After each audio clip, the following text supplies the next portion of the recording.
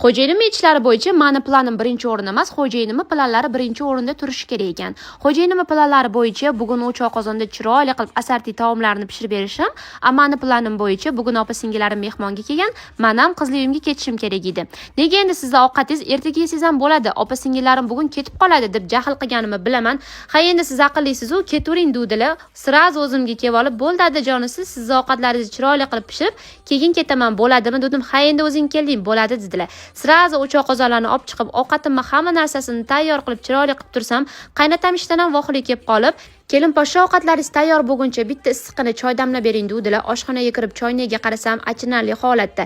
Sirazi zakaz qilib olgan Bavi super achistetilimda 2 qoshiq soldim, qaynab turgan suvni solib, xuddi shunaqa qilib videoda ko'rib turganingizdek choynalarimni top-toza qilib yuvib oldim.